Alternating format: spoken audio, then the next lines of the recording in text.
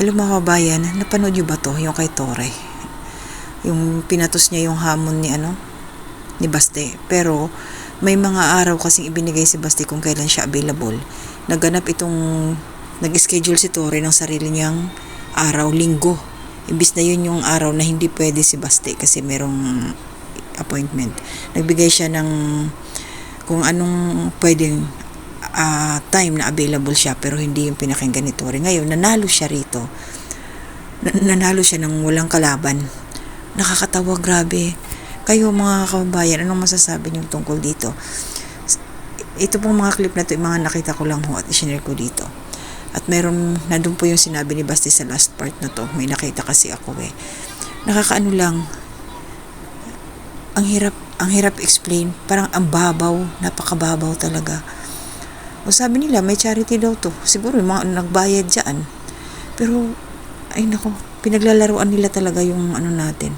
Yung sitwasyon dyan sa Pilipinas. At nito mga kabayan, mapapansin nyo, nandito ko si Remulla. Siya po yung DILG secretary ba yun. Alam niyang may schedule si Baste, may lakad at wala sa araw na yan. So, ibig sabihin, sinadya talaga nila na mangyari yung ganitong sitwasyon. Alam nila yan na walang darating na Baste, pero itinuloy pa rin nila.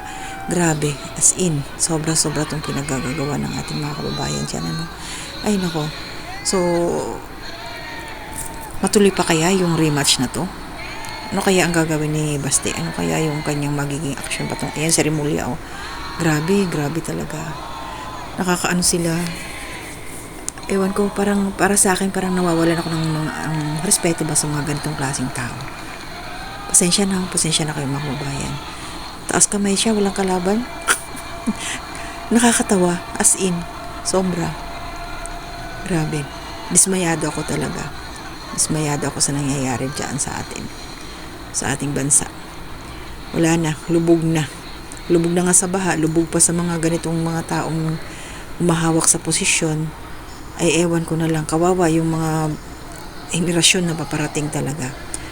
Wala na. Tagilid na tayo rito pagka ganito ang mga taong kapaligid.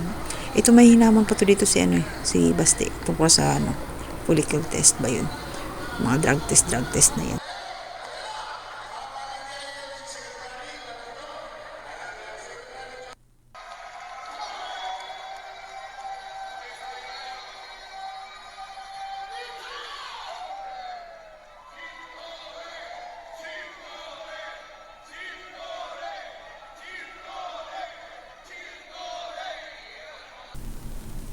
Well, unang-una, kaming dalawa lang naman involved dito.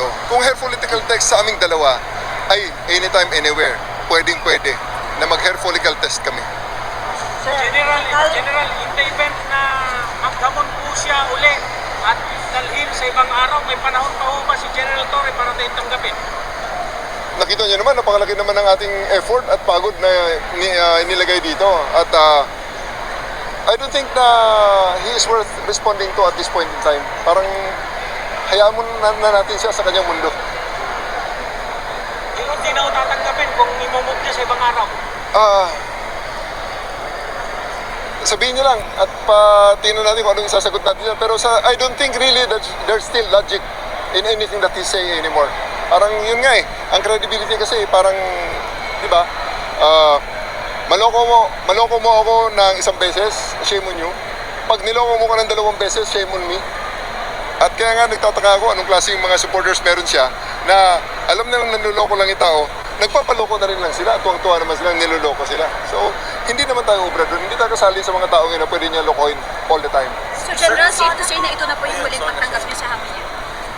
I think so. Yeah, marami akong ibang trabaho and he's really not worth responding to. Huwag kang mag-alala, Torre, kasi matagal ko na talaga gusto makabugbog ng unggoy.